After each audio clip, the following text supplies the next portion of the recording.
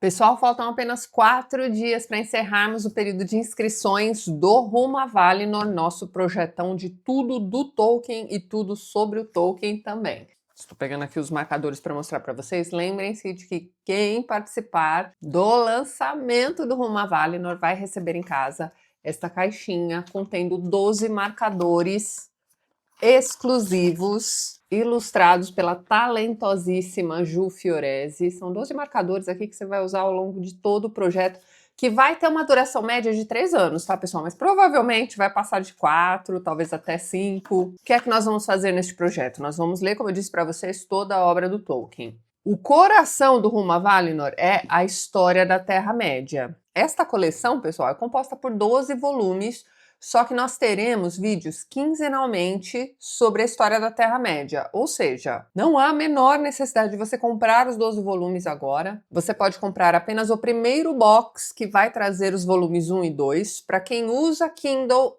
existe a possibilidade de comprar avulso, apenas o primeiro volume, depois o segundo, e assim por diante. Então, calma, a gente vai devagar. Para você ter uma ideia, nós estamos neste momento no capítulo 3. Acabou de sair o vídeo sobre o capítulo 3. Então, são 10 capítulos, vá fazendo as contas aí de quanto tempo a gente vai ficar em apenas um volume. Pois é. Então este é o coração do Rumo a Valinor. Nós vamos observar toda a história da Terra-média, que é o legendário completo do Tolkien. Mas nós também estamos estudando os textos teóricos. Então quando você entrar agora no Rumo a Valinor, você já vai ter acesso ao primeiro módulo de textos teóricos, que é sobre este texto aqui, ó, sobre histórias de fadas, que você encontra no Árvore e Folha. Então, se você quiser, você pode adquirir este volume também, que contém os ensaios dele.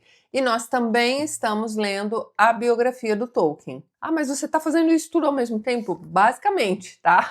Mas não há a menor necessidade de você fazer essas leituras junto comigo. O que nós vamos ler juntos é a obra canônica, ou seja, O Hobbit, O Senhor dos Anéis, O Silmarillion e Os Contos Inacabados. Essa leitura conjunta, que vai acontecer semanalmente, vai ter ali um cronogramazinho de leitura para vocês. Essa leitura vai começar em janeiro, ou seja, até lá nós já vamos ter uma base teórica muito bacana. Nós vamos ter uma boa base do legendário completo aqui da história da Terra-média. Teremos uma excelente base de textos teóricos do Tolkien. E nós também teremos textos sobre o Tolkien, como, por exemplo, a biografia dele. Eu estou começando pela biografia mais conhecida, que é escrita pelo Humphrey Carpenter.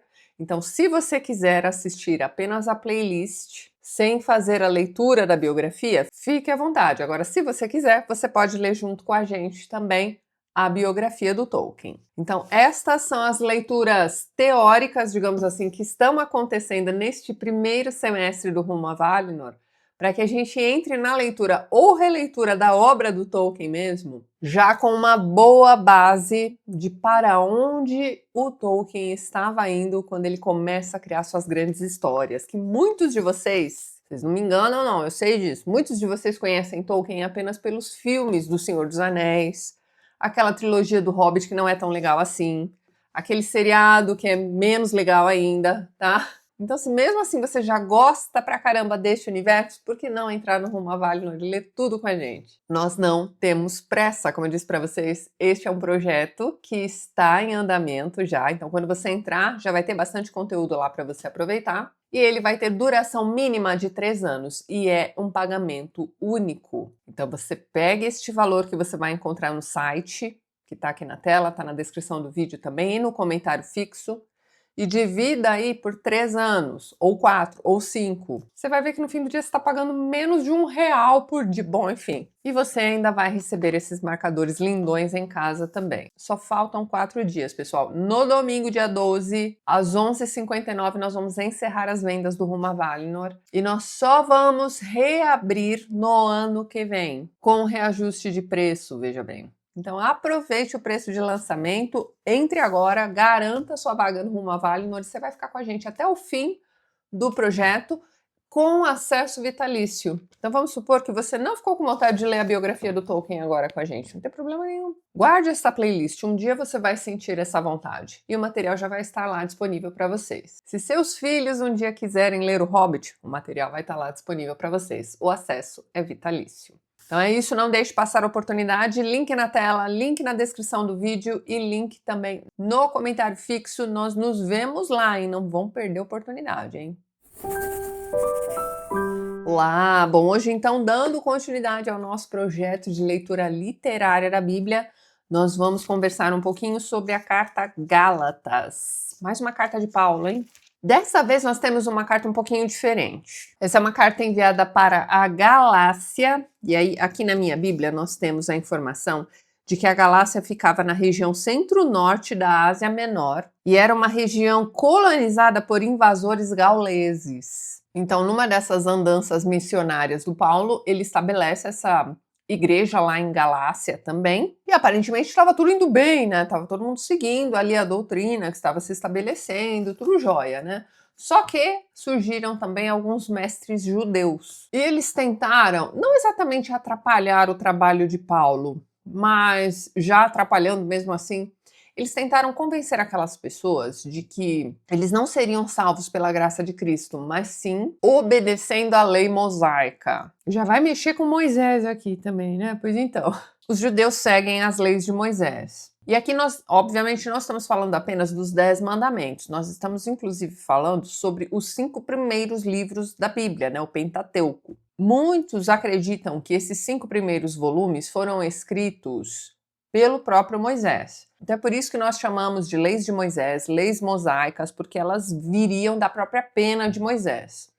Aí você pode pensar assim, tá, mas por que tem esse nome, né? Provavelmente ele foi apenas inspirado pelo Espírito Santo, não inspirado por Deus propriamente dito, né? Quando ele traz ali as tábuas contendo os 10 mandamentos, né? Aquilo ali foi escrito por Deus mesmo. Mas você já entendeu, o nome ficou estabelecido dessa forma. Além da obediência à lei mosaica que levaria o povo à salvação, esses mestres judeus impunham também que quem quisesse seguir a lei mosaica propriamente dita precisava ser circuncidado. Então a marca da aliança seria a circuncisão. Só que enquanto eles faziam isso, né, enquanto eles explicavam a lei mosaica, explicavam que era preciso essa aliança e tudo mais, né, então eles aproveitavam para diminuir o trabalho de Paulo, obviamente. E como é que eles faziam isso? Atacando Paulo mesmo. Todo esse trabalho desses mestres judeus vai ser chamado de falso evangelho. E Paulo fica sabendo, né, o que está acontecendo por ali e ele chega à conclusão de que o trabalho desses mestres judeus está, obviamente, atrapalhando, atrasando o seu próprio trabalho com aquele pessoal. Neste momento aqui, a lei mosaica foi abolida.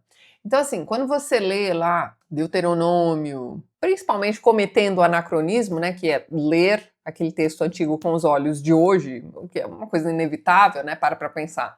Você vai perceber que tem muita coisa ultrapassada ali, tem muita coisa que você lê naquela lista de leis e você fica se perguntando, cara, como assim? Pra que isso? Mas aí a gente precisa se lembrar daquela época. Então, assim, para você ter uma ideia, tem até regras de higiene ali. Então, de Moisés até Jesus, muito tempo se passou. Então, aquelas leis se tornaram obsoletas. Então, neste momento, nós temos um Paulo tentando impedir que aquelas pessoas, né, o grupo lá dos Gálatas, fosse submetida à lei mosaica que já estava ultrapassada pra caramba, já tinha sido abolida. Então, assim, não era nem uma questão de atraso de vida, era uma questão de eu estou passando para você o evangelho de Jesus. Aí vem um judeu e te diz, não, Jesus não era nada. Vamos estudar a lei mosaica? Então, assim, temos um Paulo extremamente descontente com isso, não é mesmo? Ele enxerga nisso tudo um desvio grave.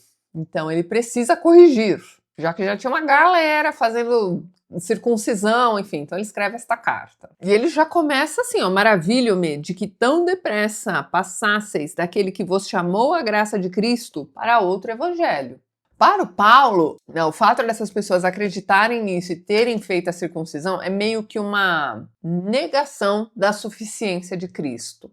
Isso tudo está gerando dúvida nesse pessoal. Então, olha só, para ser salvo, basta crer em Cristo? Basta seguir os seus ensinamentos? Ou eu preciso também conhecer a lei mosaica e ser circuncisado? O pessoal está em dúvida. Aí vem Paulo e reafirma, olha só, não, a salvação é pela fé em Cristo. Esquece esse negócio de lei mosaica. Só que, meus amigos, é o seguinte, isso não significa que Paulo repudie a lei mosaica, ou que considere quem segue sua lei um pecado inaceitável. Bom, enfim, para ele é o seguinte, ó, a lei te aponta pecados né, tenta corrigi-los ou evitá-los, para dizer a verdade. Então, assim, são leis que servem, digamos assim, para a vida em Israel. Então, é muito importante para a história com H maiúsculo de Israel mesmo. Mas ela não tem o poder de justificar a pessoa perante Cristo. Só Cristo pode fazer isso. Isso está no capítulo 2, capítulo 2, versículo 16. Sabendo que o homem não é justificado pelas obras da lei, mas pela fé em Jesus Cristo, temos também crido em Jesus Cristo para sermos justificados pela fé em Cristo e não pelas obras da lei. Porquanto, pelas obras da lei, nenhuma carne será justificada. Então, a questão da circuncisão para Paulo é como se houvessem erguido um obstáculo com relação à crença em Jesus. Além de dizer, obviamente, que não é suficiente crer em Jesus. Mas lá no início, você tem um Paulo se justificando mais uma vez. Ele está, deixando claro que ele é, sim, um apóstolo. Por que ele está fazendo isso? Porque provavelmente aqueles mestres judeus já o haviam difamado, dizendo que ele não caminhou com Cristo, então ele não é um apóstolo coisa nenhuma. No 1:12 ele repete, olha lá, porque não o recebi, nem aprendi de homem algum, mas pela revelação de Jesus Cristo. Ele também vai dar uma relembrada na própria história, dizendo que ele era um fariseu, perseguidor da igreja, que depois se converteu, foi totalmente transformado pela graça de Deus. Então ele dá uma resumida aqui, mas ele coloca aqui mais uma vez. É preciso restabelecer a sua boa fama, ao invés dessa difamação toda que ele havia sofrido. E aí ele vai contar também um caos, ele vai contar sobre uma vez em que ele precisou confrontar Pedro em Antioquia. Você tinha lá uns mestres judeus e um Pedro meio que não querendo desagradar esse pessoal. E assim, ele deixa de comer com os gentios. Ele só vai comer com esses mestres, entendeu? Então Paulo viu nisso uma grande contradição de Pedro, porque a fé em Cristo havia unido judeus e gentios como se fosse uma família só. E agora tá Pedro lá fazendo diferença, Ele conta esse caos para exemplificar um ponto importante aqui desta carta, a meu ver, que é a questão de que o evangelho cria uma nova comunidade. E a principal característica deste grupo de pessoas, desta nova família que foi formada, não é étnica, social, nada disso. É a fé em Cristo. É esta fé que une todo mundo. Quando ele usa o termo justificar aqui, ele está querendo dizer que é você ser justo e ser considerado justo perante Cristo também. Então não é a sua própria régua de justiça que vale. É a régua universal, digamos assim.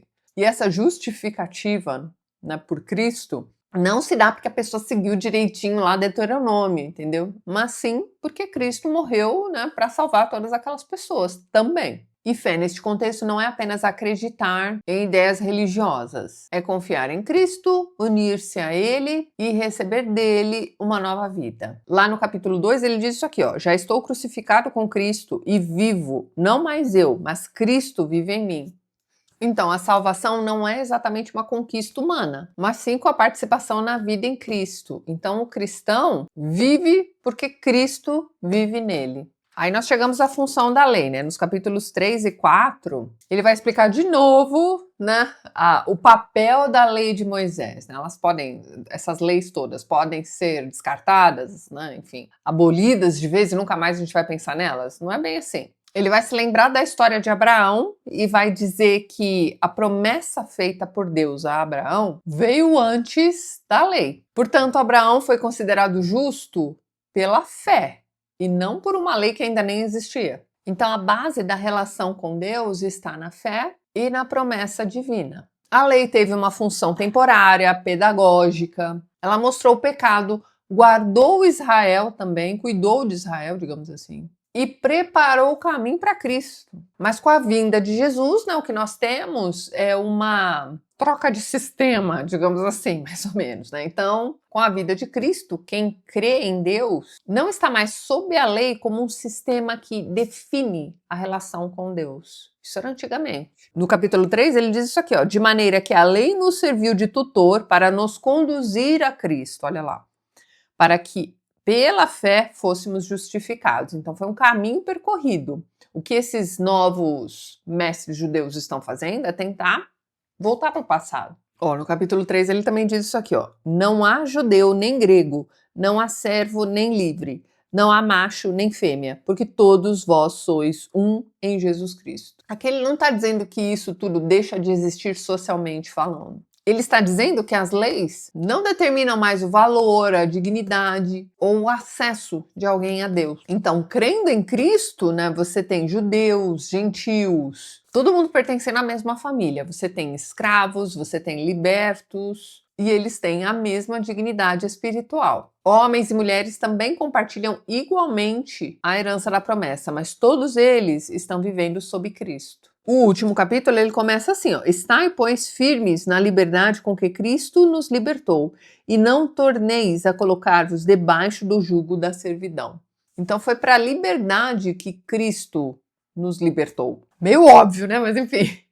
Cristo nos libertou da escravidão do pecado, da condenação da lei e da necessidade de buscar aceitação por meio de sinais externos. Ele também diz que o cristão livre não vive apenas para satisfazer seus próprios desejos egoístas, né? Mas sim e principalmente para servir ao próximo com amor. Olha lá, porque vós, irmãos, fostes chamados à liberdade. Não useis então da liberdade para dar ocasião à carne, mas servi-vos uns aos outros pelo amor. Nós falamos bastante sobre essa questão da liberdade no meu último vídeo, que foi sobre a ortodoxia do Chesterton. Eu vou deixar link na descrição do vídeo para vocês, né, que deixaram passar essa resenha, vejam também. Aqui o que ele vai dizer a respeito da liberdade é o seguinte: a verdadeira liberdade cristã não significa ser livre para fazer qualquer coisa. O que me der na telha eu vou lá e faço. Não é esse tipo de liberdade. É ser livre para amar, servir e viver segundo o Espírito. Aí lá no finalzinho ele vai fazer uma comparação, né? Fazer um contraste, na verdade, entre as obras da carne e o fruto do Espírito. A carne aqui não significa apenas corpo físico. Ele está se referindo à natureza humana dominada pelo pecado e marcada pelo egoísmo, pela rivalidade, pela inveja, pela imoralidade e pela idolatria também. Enquanto isso, o Espírito proporciona uma vida transformada. Olha lá, o fruto do Espírito é amor, gozo, paz, longanimidade, benignidade, bondade, fé, mansidão, temperança. E ele ainda diz isso aqui, ó: contra estas coisas não há lei.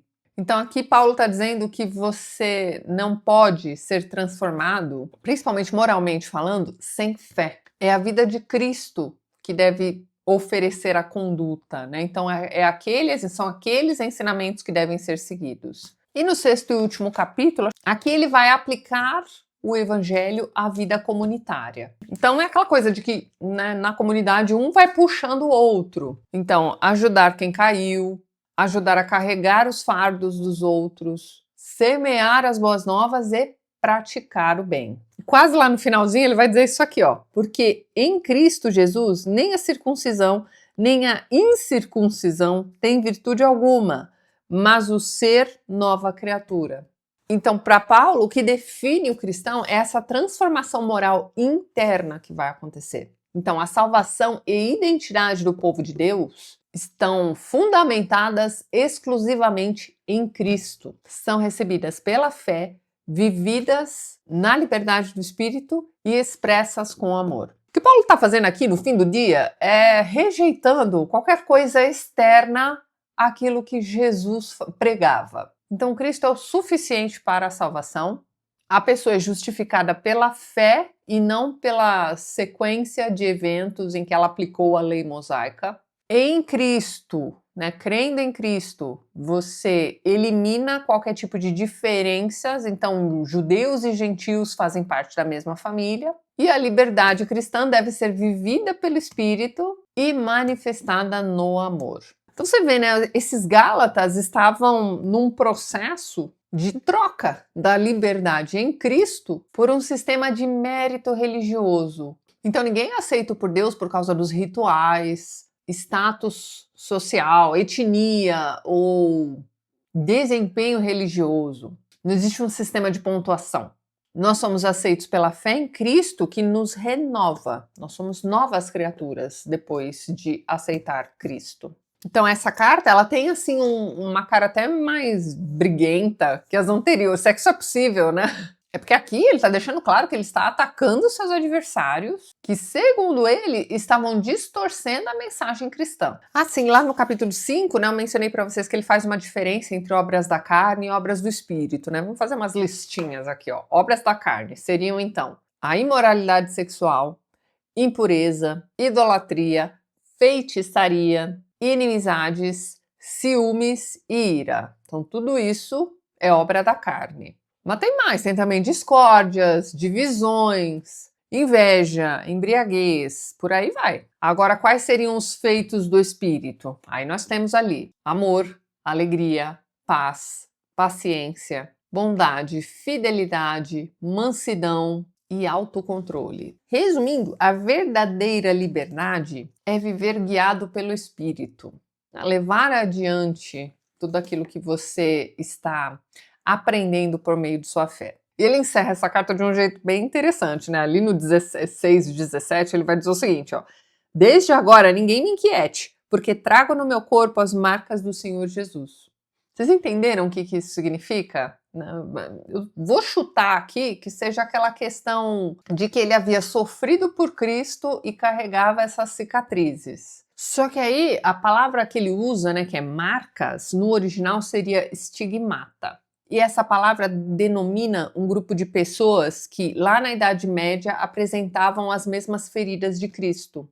Aí é dito que para justificar, né, essas coincidências, né, essas feridas que surgiam nos corpos dessas pessoas, aparentemente sem explicação, enfim, o pessoal justificava apresentarem esses estigmas, né, com essa menção do Paulo aqui no finalzinho de Gálatas. Então, antigamente, esse trecho era associado a essa questão. Só que hoje em dia, dificilmente as pessoas acreditam nos estigmatas mesmo. Se vocês souberem algo a respeito disso, compartilhe com a gente nos comentários, mas assim, é que me parece mesmo que ele está se referindo ao sofrimento que ele sofreu, perdão pela redundância, né, sendo perseguido, logo ele que era quem perseguia, né, era um fariseu que perseguia os crentes, né, em Jesus, agora ele mesmo, o apóstolo chamado por Cristo, né, também vai sofrer na pele esses, enfim, preconceitos, perseguições. Me parece que é isso, é mais uma questão assim, ó, me respeite,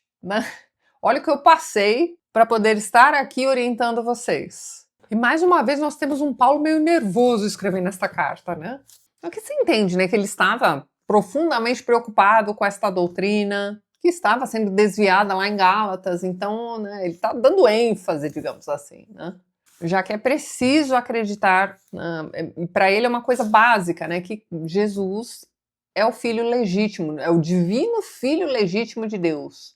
E é preciso que esse pessoal entenda de uma vez por todas, né, o significado de sua morte. Ali eles foram salvos, né, e não através da lei mosaica. A lei mosaica servia para outros propósitos, em outros tempos, enfim. E, obviamente, ela não vai ser totalmente descartada. Não é lá em Mateus que Jesus diz que veio para trazer a espada, né? Então, assim, ele não está aí negando as leis, né? Ele não está negando o Antigo Testamento como um todo. Me parece que ele está simplesmente renovando tudo aquilo, gerando uma nova aliança também. Me corrijam aí se eu estiver errada, por favor. Mas é isso então, vou ficando por aqui. Antes, gostaria de mais uma vez agradecer a todos os apoiadores do canal. Na descrição deste vídeo você encontra os links, caso você queira se tornar um apoiador do TLT também. Então já deixo aqui meu muito obrigada de coração. Nos vemos nos próximos vídeos do canal. Um beijo grande e até mais.